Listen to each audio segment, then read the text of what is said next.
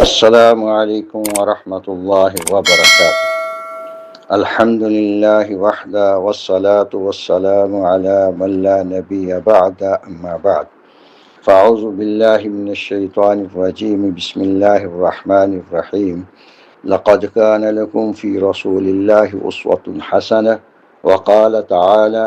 النبي أولى بالمؤمنين من أنفسهم وأزواجه أمهاتهم قال النبي صلى الله عليه وسلم أكرموا أصحابي فإنهم خياركم اللهم صل على محمد وعلى آل محمد كما صليت على إبراهيم وعلى آل إبراهيم إنك حميد مجيد اللهم بارك على محمد وعلى آل محمد كما باركت على إبراهيم وعلى آل إبراهيم إنك حميد مجيد رب اشرح لي صدري ويسر لي أمري واحلل عقدة من لساني يفقه قولي رب زدني علما وألحقني بالصالحين سبحانك لا علم لنا إلا ما علمتنا إنك أنت العليم الحكيم يا رب صل وسلم دائما أبدا على حبيبك خير الخلق كلهم هو الحبيب الذي ترجى شفاعته لكل حول من الأحوال مقتحم۔ اللہ جل جلالہ بہت ہی عظیم اور بڑی ذات ہے۔ اللہ کریم جل جلالہ نے اس کائنات کے اندر سب سے عظیم بزرگ ترین انبیاء علیہ السلام کو اور ان کے بعد روئے زمین پر انبیاء علیہ السلام کے بعد نبی پاک صلی اللہ علیہ وآلہ وسلم کے جتنے بھی صحابہ رضوان اللہ علیہم اجمعین سارے کے سارے بہت ہی عظیم، اور ان میں پھر اہل بیت سب سے عظیم ہیں، جس کو اللہ جل جلالہ نے اپنے پاک کلام کے اندر واضح طور پر ارشاد فرمایا ہے کہ ازواجہ امہات المؤمنین، نبی پاک صلی اللہ علیہ وسلم کی جتنی بھی ازواج مطہرات ہیں وہ مومنین کی مائیں ہیں۔ ان ماؤں میں سیدہ عائشہ صدیقہ رضی اللہ تعالی عنہا کے سلسلے میں آج اللہ کی توفیق اور اس کے جود و کرم سے 7واں جمعہ ہے۔ پچھلے جمعے میں بات یہاں پر مکمل ہوئی تھی کہ اماں جی رضی اللہ تعالی عنہا پر غزوہ بنو مستلق سے واپسی پر ایک بہت ہی بری تہمت اس کا تذکرہ ہوا تھا، اور آج اسی سلسلے میں مزید کچھ ایسی باتیں اماں جی رضی اللہ تعالی عنہا کے بارے میں اور قرآن حکیم نبی پاک صلی اللہ علیہ وسلم کے بارے میں جو آج کے مستشرق غیر مسلم نبی پاک صلی اللہ علیہ وسلم پر، اماں جی رضی اللہ تعالی عنہا پر اور بہت ہی مقدس طاہر صحابی صفوان ابن معطل رضی اللہ عنہ پر مختلف قسم کے اعتراضات، بہتان، ان کا اللہ کی توفیق سے انشاءاللہ تذکرہ ہوگا۔ نبی پاک صلی اللہ تعالی علیہ وآلہ وسلم کے سب سے زیادہ دشمن مدینہ طیبہ کے اندر جو مارے آستین تھے وہ منافقین تھے، اور انہوں نے رسول پاک صلی اللہ علیہ وسلم کو تکالیف دینے کے لیے روحانی تکالیف بھی، دنیاوی تکالیف بھی، اس میں کسی قسم کی کوئی کسر نہیں اٹھا رکھی تھی۔ اتنا نبی پاک صلی اللہ علیہ وسلم کو ستایا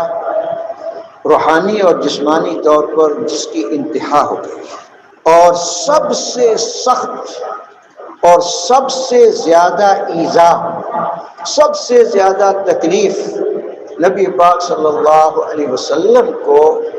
اس تہمت والے واقعے سے ہوئی تھی، کیونکہ وہ خاتون جو نبی پاک صلی اللہ علیہ وسلم کی سب سے زیادہ پیاری اور رسول پاک صلی اللہ علیہ وآلہ وسلم کی ہر اعتبار سے بہت ہی چاہنے والی، مقدس، طاہرہ، مطہرہ، ان پر جو افطرا، جھوٹ اور کذب، اس کی کوئی حد ہی نہیں۔ اور ساتھ ہی حضرت صفوان بن معطل رضی اللہ تعالی عنہ، جو بہت ہی مقدس صحابی تھے رسول پاک صلی اللہ علیہ وسلم کے،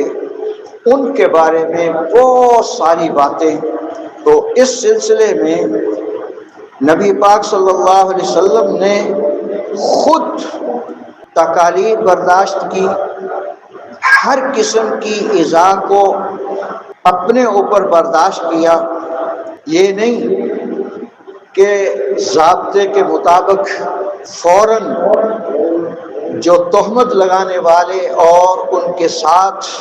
پروپیگنڈا میں شامل ہونے والے ان سے گواہ طلب کرتے اور سزا سنا دیتے، تو اس میں بہت ساری باتوں کا رسول پاک صلی اللہ علیہ وسلم نے لحاظ فرمایا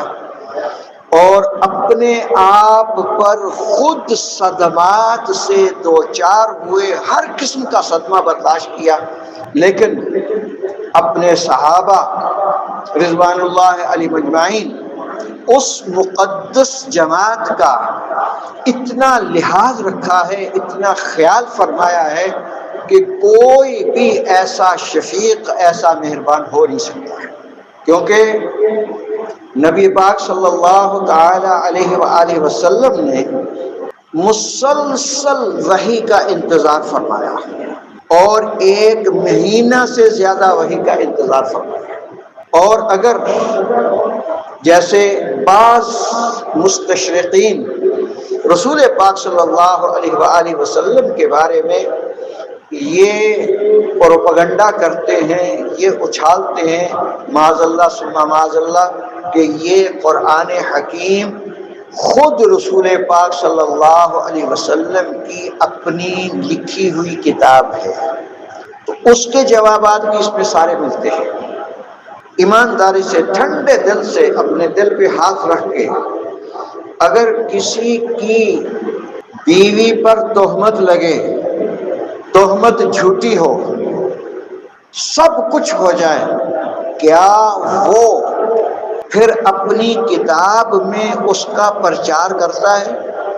یا اس کو لکھ کر دنیا کے سامنے رکھتا ہے کہ میری بیوی کے ساتھ ایسا ہوا؟ یہ قرآن حکیم خالصتاً اللہ کا کلام ہے۔ یہ نہیں میں کہہ رہا کہ اللہ کی کتاب ہے، اللہ کا کلام ہے، اور کلام اللہ اور کتاب اللہ میں فرق ہے۔ کلام اللہ وہ ہوتا ہے جو وجود مسعود ذات الہی سے نکلا ہے، اللہ کی ذات اقدس سے یہ نکلا ہے۔ جیسے اللہ قدیم ہے، اللہ ازل سے ہیں، عبد الآباد تک کے لیے ہیں، ایسے ہی قرآن حکیم بھی ازل سے لے کے عبد الآباد تک کے لیے رسول پاک صلی اللہ علیہ وسلم پر اللہ نے نازل فرمایا۔ یہ اللہ کی صفت مبارک ہے، اس میں کوئی ایسی چیز نہیں۔ اور پھر اگر معاذ اللہ رسول پاک صلی اللہ علیہ وسلم کی یہ کتاب ہوتی لکھی ہوئی، 1 مہینہ سے زیادہ وحی کا انتظار، اس کا مقصد کیا تھا؟ اور مزید اتنے صدمات، اتنی تکالیف برداشت کرنا، اس کا کیا مقصد تھا؟ اور پھر رسول پاک صلی اللہ علیہ وسلم اگر ضابطے کے مطابق فوراً گواہ طلب کرتے تو بہت ساروں کے دلوں میں یہ بات آ سکتی تھی، گھر کا معاملہ تھا، اس کو فوراً گواہ طلب کر کے سزا دے کے دبایا جا رہا ہے۔ اور اگر کسی پکے سچے مسلمان کے ذہن میں بھی یہ بات آ جاتی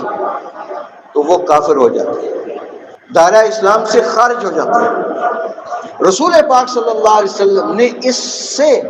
اپنے صحابہ رضوان اللہ اجمعین کو بچانے کے لیے خود برداشت کیا۔ پھر اللہ جل جلالہ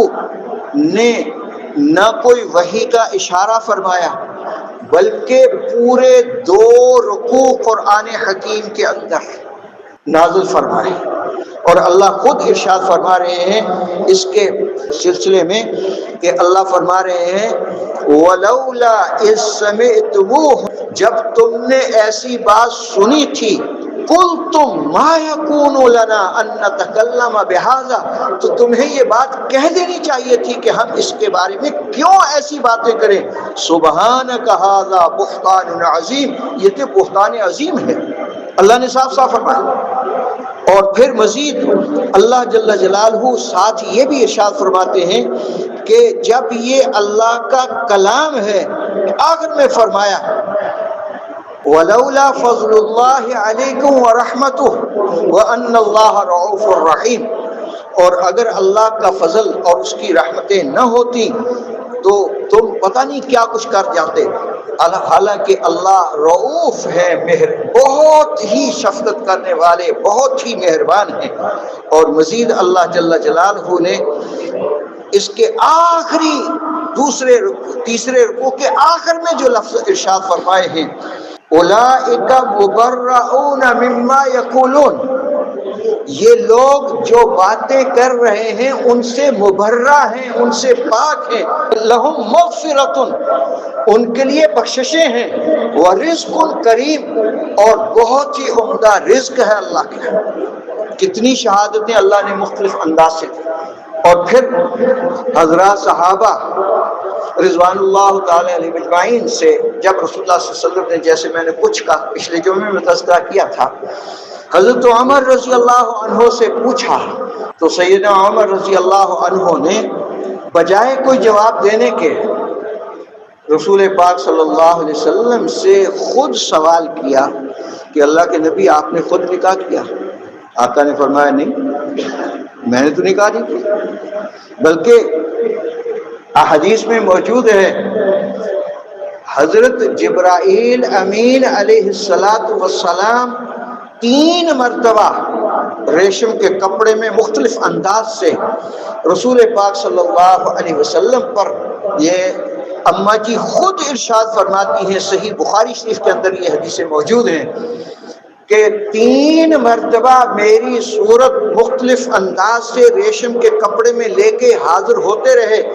اور آقا صلی اللہ علیہ وسلم سے ساتھ یہ فرماتے رہے کہ یہ دنیا میں بھی آپ کی بیوی ہے اور آخرت میں بھی آپ کی بیوی ہے۔ جب دنیا میں بھی فرمایا اور آخرت میں بھی فرمایا، پھر اماں جی کو ڈرنا چاہیے تھا۔ جب اللہ کے نبی صلی اللہ علیہ وسلم کو جبرائیل علیہ السلام نے دنیا اور آخرت میں آپ کی زوجہ ہونے کا، نبی پاک صلی اللہ علیہ وسلم سے بڑا کائنات میں کوئی ہے؟ اللہ کے بعد سب سے بڑے آقا صلی اللہ علیہ وسلم۔ اس کے باوجود اماں جی رضی اللہ تعالی عنہا اتنا اللہ سے ڈرتی تھی، ایک موقع پر حضرت عبداللہ ابن زبیر رضی اللہ عنہ جو بھانجے ہیں، حقیقی بھانجے ہیں، انہوں نے اماں جی کی فیاضی، اماں جی کا خرچ کھلا ہاتھ دیکھ کر یہ بات ایک دفعہ فرما دی کہ خود ہی باز آ جائیں اماں جی، ورنہ میں ان کا ہاتھ روک دوں گا۔ اماں جی کو اس کی خبر ہوگی۔ اماں جی نے پوچھا کیا زبیر کے بیٹے عبداللہ نے یہ بات کہی ہے؟ لوگوں نے کہا ہاں جی کہی ہے۔ تو نظر مانی کہ زندگی میں ان سے بات نہیں کروں، کلام بند۔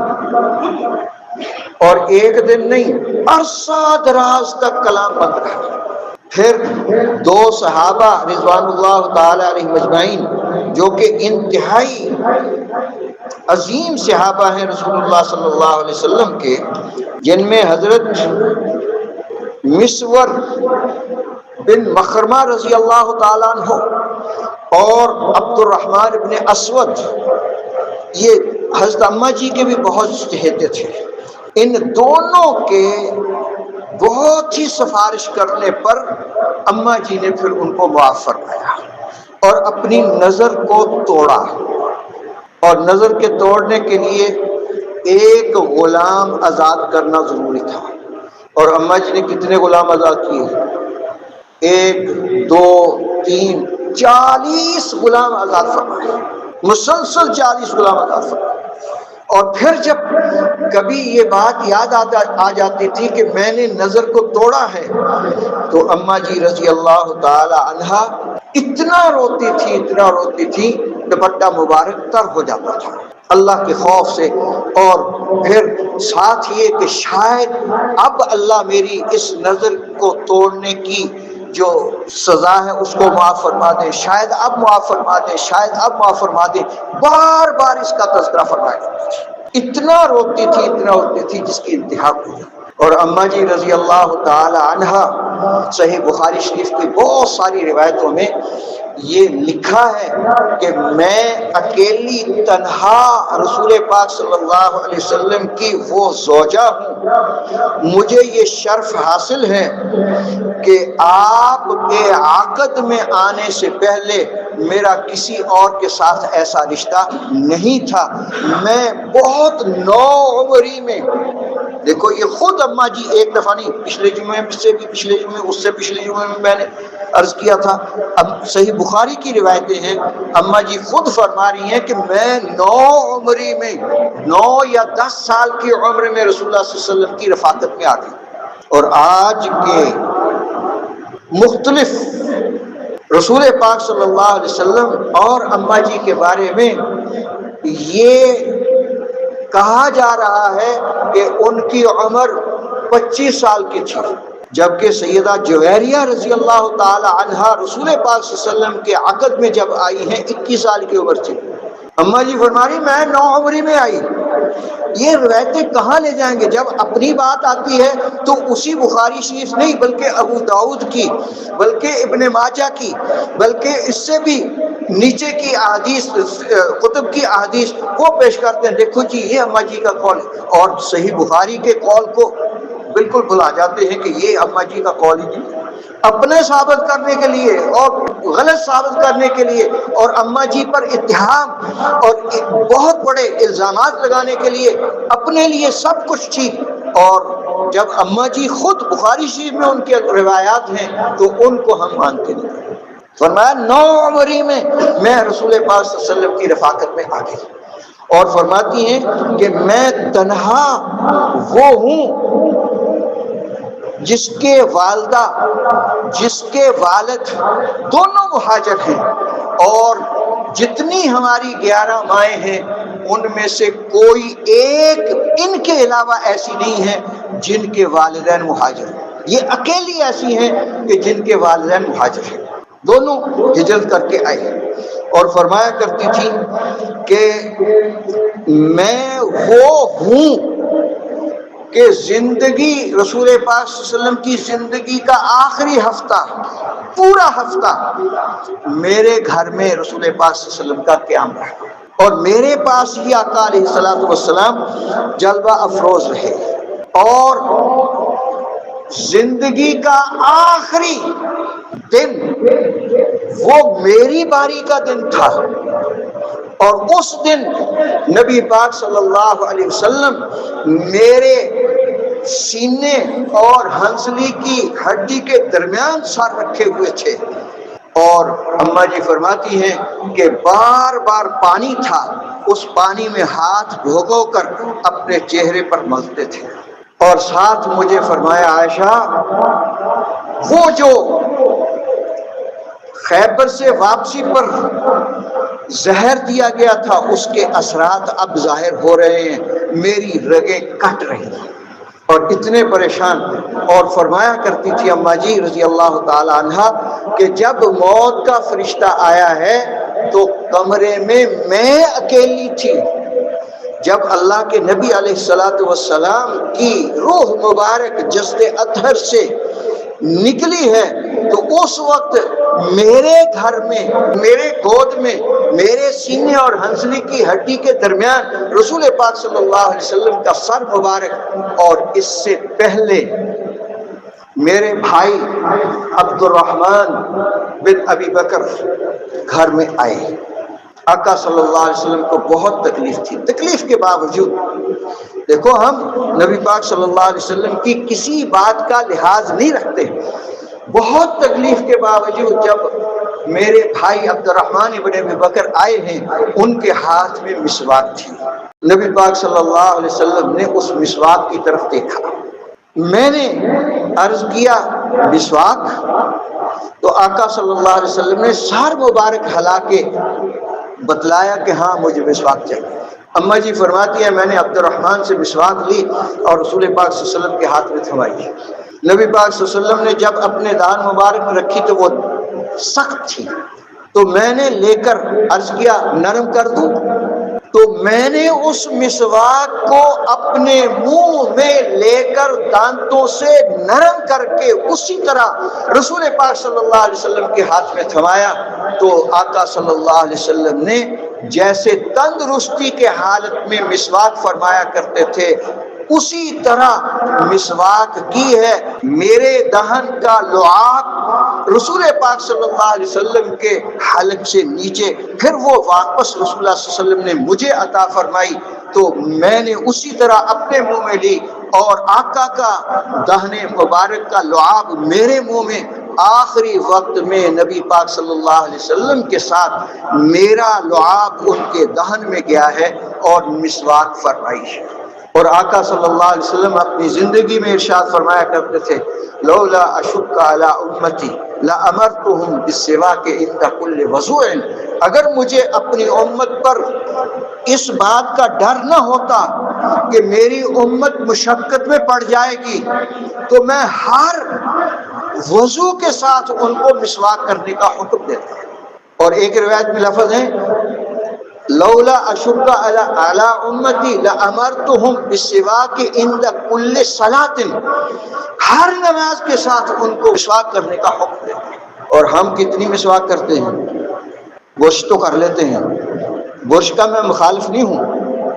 قطعاً مخالف نہیں ہوں، لیکن جو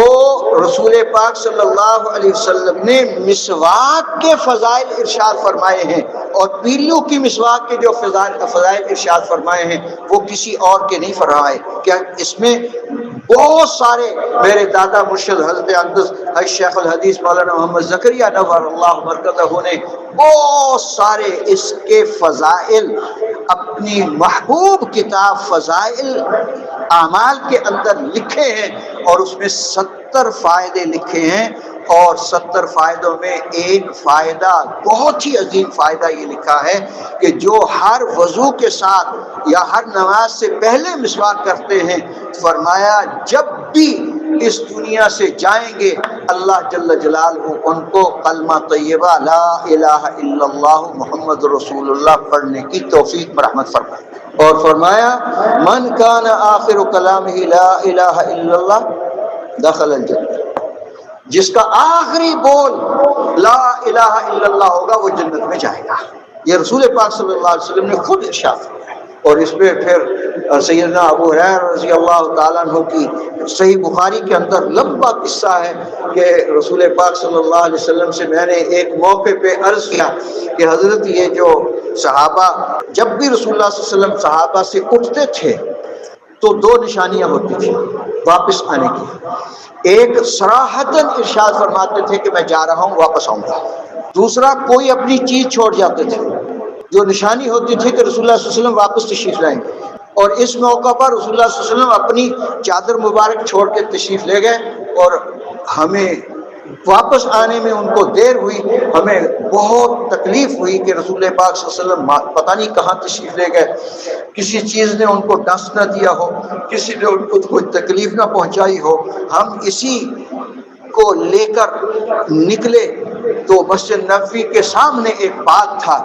اس باغ کے ارد گرد سیدنا ابو ہریرہ رضی اللہ عنہ فرماتے ہیں میں نے چکر لگایا، مجھے اندر داخل ہونے کا کوئی راستہ نہ ملا. باغ کے سارے طرف بند تھا، دروازہ بھی بند تھا. جس راستے سے پانی اندر جاتا تھا اس راستے سے میں اندر گیا، دیکھا تو رسول پاک صلی اللہ علیہ وسلم تشریف فرمائے ہیں. اور میں نے عرض کیا اللہ کے نبی جتنے بھی صحابہ ہیں وہ سارے پریشان ہیں کہ آپ نے تاخیر فرما دی اور ان کو اس بات کا ڈر ہے کہ کہیں آپ کو کسی نے کوئی تکلیف نہ پہنچائی ہو۔ رسول اللہ صلی اللہ علیہ وسلم نے فرمایا خذھا نہ علیہ، یہ میرے جوتے لے جاؤ، واخبر من وراءک، جو پیچھے آ رہے ہیں ان کو خوشخبری سناؤ کہ من قال لا الہ الا اللہ دخل الجنہ، جو لا الہ الا اللہ پڑھے گا وہ جنت میں جائے گا۔ حضرت ابو ہریرہ رضی اللہ عنہ فرماتے ہیں میں بڑا خوش، سر پہ جوتے رکھے آقا صلی اللہ علیہ وسلم، آقا کا جوتا مل جانا کوئی معمولی بات۔ اور جب میں واپس آیا آ کے میں نے سب سے پہلے من لقینی کان عمر بن الخطاب، سب سے پہلے جو مجھے ملے وہ سیدنا عمر بن خطاب رضی اللہ عنہ تھے۔ میں نے کہا عندی نعلی رسول اللہ صلی اللہ علیہ وسلم، یہ میرے پاس رسول اللہ صلی اللہ علیہ وسلم کے جوتے مبارک ہیں۔ وقال علی انا اخبرکم، اور مجھے فرمایا ہے میں تمہیں اس بات کی خبر دوں، من قال لا الہ الا اللہ دخل الجنہ، جو بھی لا الہ الا اللہ پڑھے گا جنت میں جائے گا۔ وضرب به ضربا شدیدا، حضرت عمر نے زور سے ایک لگایا سینے پر، اور حضرت ابو ہریرہ فرماتے ہیں میں گر پڑا اور پھر سنبھلا، اسی طرح میں واپس، اور میں نے آ کے عرض کیا اللہ کے نبی میں نے عمر سے یہ جو آپ نے ارشاد فرمایا تھا کہ جس نے لا الہ الا اللہ پڑھا وہ جنت میں جائے گا، میں نے عمر کو اس بات کی بشارت دی، تو عمر رضی اللہ عنہ نے میرے آ گئے اتنے عمر پیچھے پیچھے پہنچ گئے۔ تو اللہ کے نبی آپ نے فرمایا ہاں میں نے کہا، فرمایا الناس یتقون،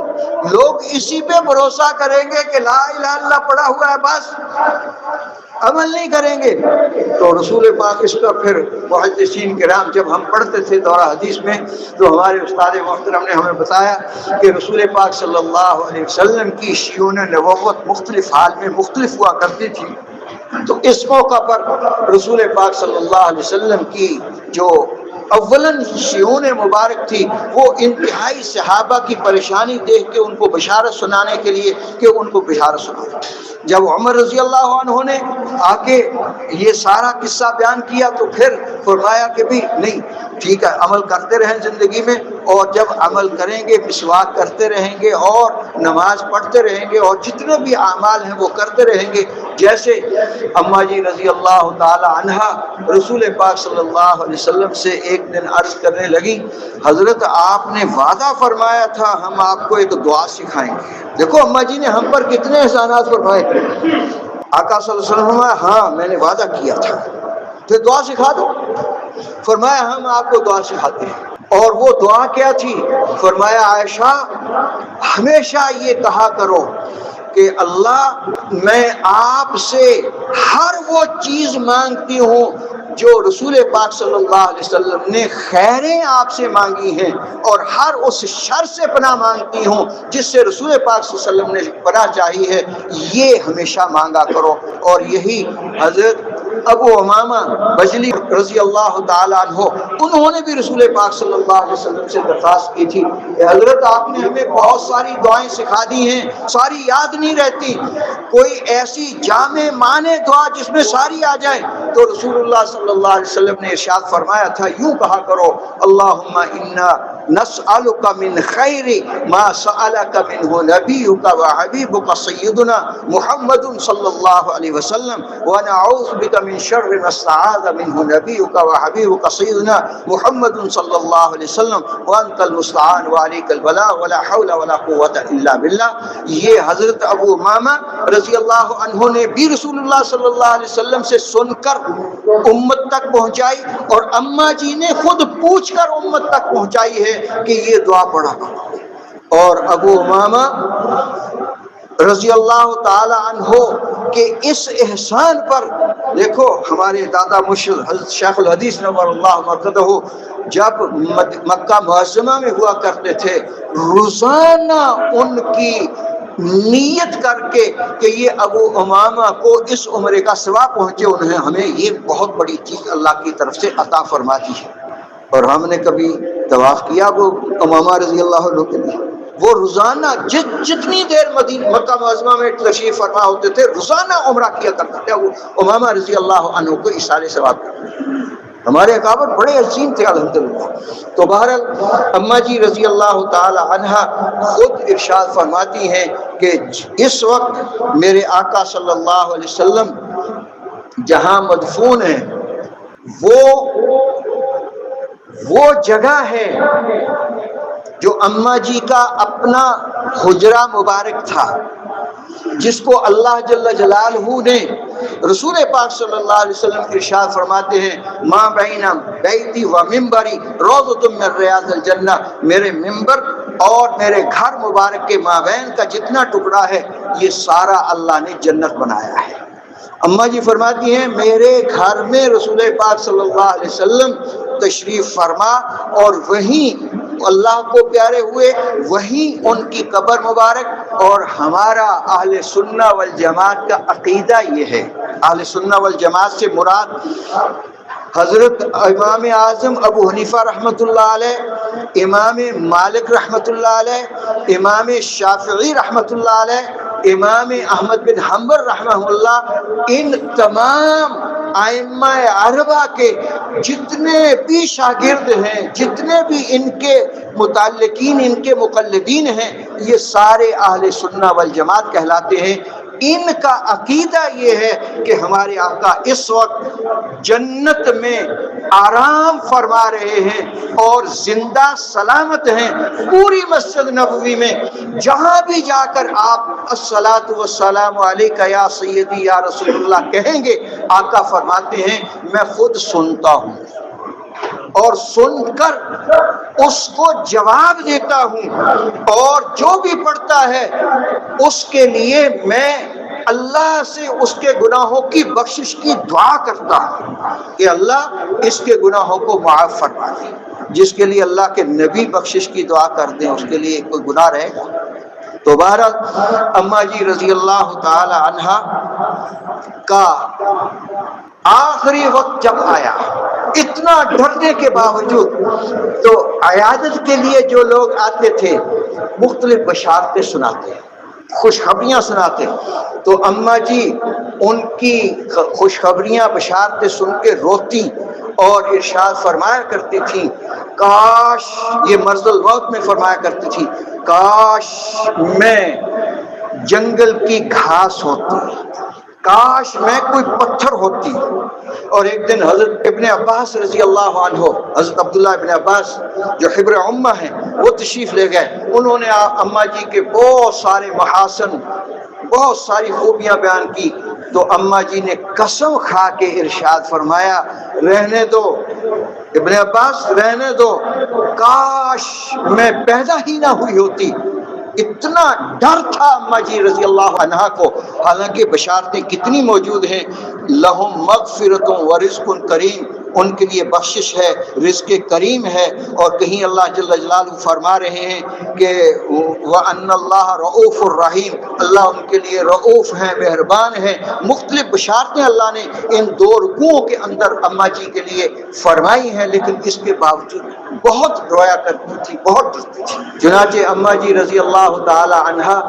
17 رمضان المبارک کی شب اور سن ایک روایت کے مطابق 57 ہجری،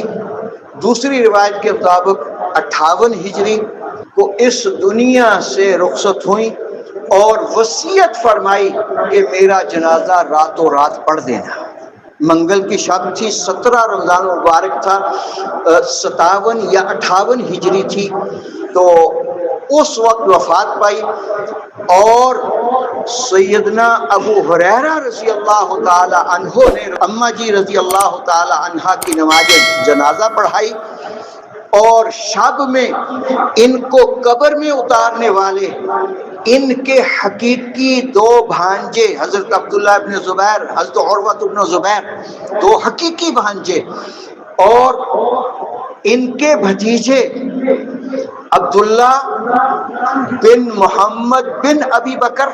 یہ بھتیجے ہیں، ابی بکر کے بیٹے عبداللہ ہیں، دوسرے ان کا نام بھی عبداللہ ہے، وہ عبداللہ بن عبد الرحمن بن ابی بکر رضی اللہ عنہ، اور چوتھے حضرت قاسم، یہ بھی حضرت اماں جی کے بھتیجے ہیں۔ ان کے بھانجوں اور بھتیجوں نے قبر کے اندر اتارا اور اس وقت جنت البقیع کے اندر استراحت فرما رہی ہے، جہاں ہماری اماں جان رضی اللہ تعالی عنہا بقیع شریف کے اندر مدفون ہیں، ان کے ساتھ ہماری 8 اماں جی اور موجود ہیں، ان کا تذکرہ انشاءاللہ اگلے جمعوں میں جیسے اللہ توفیق عطا فرمائیں گے انشاءاللہ عرض کروں گا۔ اللہ جل جلالہ ہمیں اماں جی کے ایک ایک عمل کے مطابق، ایک ایک فرمان کے مطابق اپنی اپنی زندگی کو استوار کرنے کی توفیق مرحمت فرمائیں۔ اقول قولی ھذا استغفر اللہ لی ولکم ولسائر المسلمین والمسلمات فاستغفروه انه هو الغفور الرحیم۔